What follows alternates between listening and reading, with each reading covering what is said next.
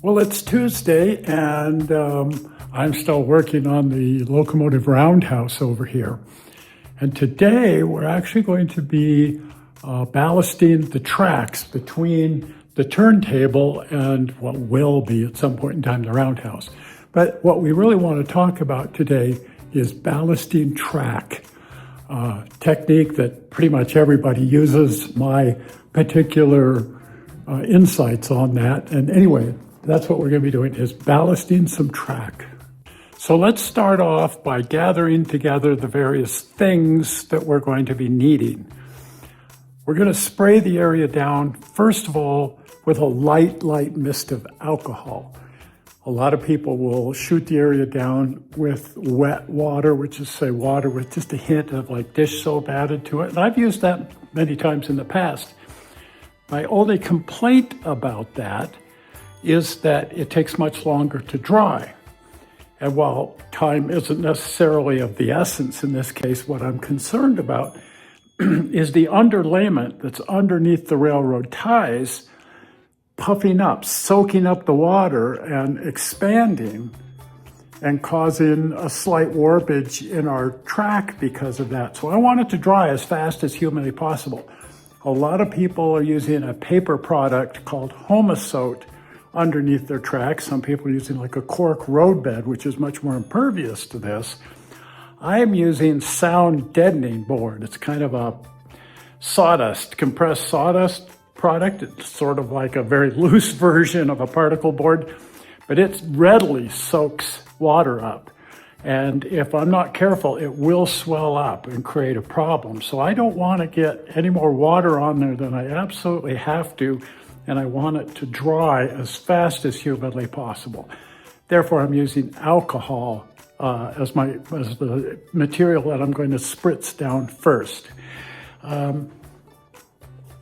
This is basic isopropyl alcohol. This is what I'm going to be using. It's $3 or something for this whole bottle at Walmart. So readily available, and unless there's a pandemic going on, I think much better to use than wet water in spritzing the area down. Now, since we're going to be spritzing the area down, we need some sort of a spray bottle to saturate the area, to spritz it down. Again, we don't want to really saturate it. We need to get moisture down into the ballast, but not any more than we absolutely need to, because we don't want to dissolve any glue or swell up our roadbed underneath our track. This is my favorite bottle. Got this at Walmart. They sell it with the housewares department. It's really supposed to be for doing laundry and that kind of thing. But this little guy produces the finest mist. All of these things, unfortunately, are pretty cheaply built, and eventually the little valve in here fails. So expect to replace them quite often. This one's on its last legs. This is one that we just got at Walmart at Home Depot, and it's the HDX. It produces a fairly fine mist, works okay. This is effectively the same thing, and it can produce a fairly fine mist, but they don't produce as fine a mist as this. And the reason we want a fine mist is when we're spritzing the area down, our ballast is on here very loose, and the ballast that I'm using is actual cinders from a roundhouse in Evanston, Wyoming. And the slightest bit of poofy air, will dislodge it and move it around, and I don't want to do that. So I just want to very lightly mist it so that it settles in there. And once it gets moist, then it isn't going to go anywhere unless you foolishly touch it. But we just need to saturate it down, get it moist enough that when we apply the glue will soak down in, and then it won't disturb what we've done, because we have very carefully distributed our ballast across the track. We don't want to disrupt that and move it around by spritzing it. Now, the glue of choice is Elmer's, and oddly enough, Elmer's Glue All, it's a standby. It's been around since pioneer days. I don't know. It's just everybody's used it. And oddly enough, it's now become very hard to find. Now what everybody's gone to is this. Elmer's school glue. And for ballasting track, it just doesn't really work at all. I've used a school glue of a different brand and that did work, but the problem is when you try to thin this down and add water to it, it doesn't want to blend in. It doesn't want to blend together. Where Glue-All, the old standby Elmer's Glue-All, just blends neatly into, we're going about 50-50 water and glue, and this mixes up just fine. The school glue, not so much. Now, typically what you find when you go looking for Elmer's glue are these little small bottles. I've got these at Walmart. I actually got these at a place called Smith's, but this is the only size they carry. So if you want to get the larger size, I would suggest just going on Amazon and looking for the larger one. You may be driving around all over the place just trying to find it. Home Depot doesn't even carry it. All they carry is the school glue, and then a tight bond and those kinds of things. But everybody seems to think this is just passé and they don't want to use it anymore. Now, the first thing we need to do is distribute our ballast around, in and around our ties and our track. I'm using actual cinders from a roundhouse in Evanston, Wyoming. Woodland Scenics makes a product, but I prefer just getting a natural product where you've got more kind of dirt in it and stuff. It depends what your railroad is. If you're doing a Class A modern railroad, well, they're using a very particular finely meshed gravel of a very certain size and usually of a lighter color. And so if you want that pristine look of the modern railroad, then probably the Woodland Scenics is the way to go. For the rest of us that want the old narrow gauge railroad or the pioneer railroad, the 19th century railroad, I swear they just used sometimes dirt if they used anything at all.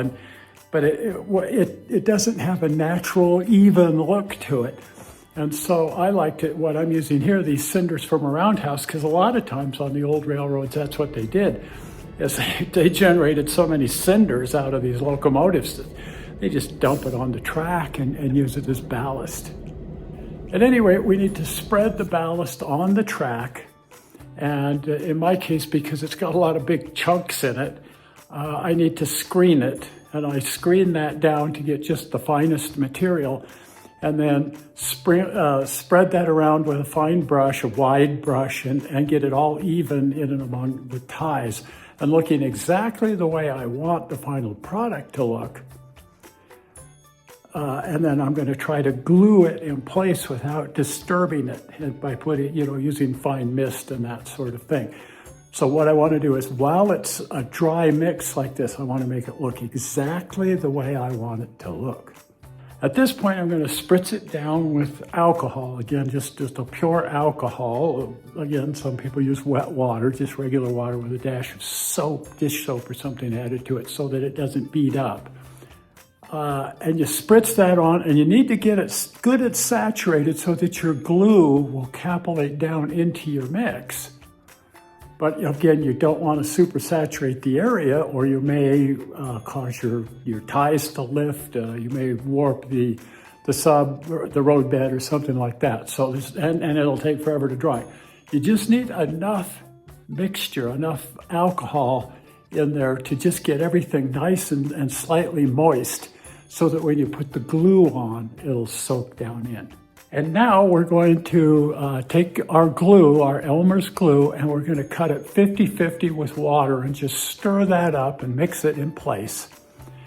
And then take that, and using a pipette, I buy these by the 100 from Amazon, these little wonderful little pipettes. So it's easy to control the mix with that. You just suck a little of that up into the pipette, and then very carefully dribble that out between the ties and along the side, and just make sure you're getting glue everywhere.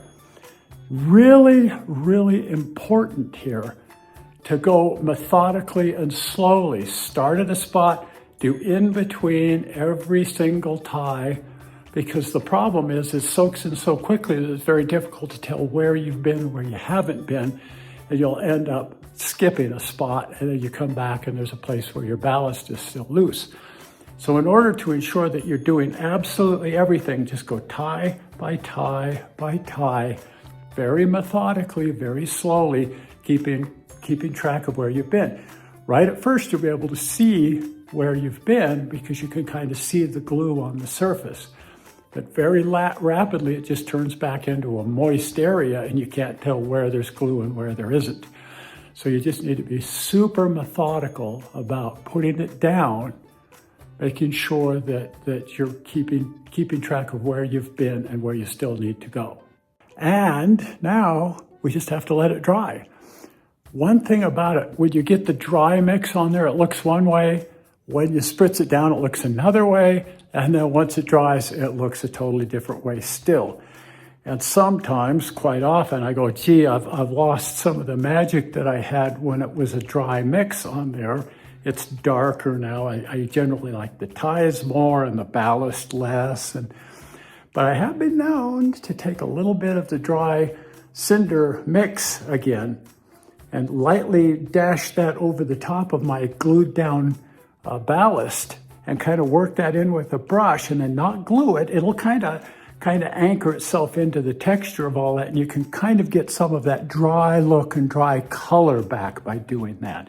And it'll pretty much stay put because it's all kind of caught down in the cinders there. And that's it. That's ballasting 101 all the way through graduate level. I mean, it is what it is. And as you try doing it, you'll find it's a fairly simple process and it's a fun process. And the upside is it's very rewarding. When you see the end result, you're going, yeah, that's exactly what I was looking for.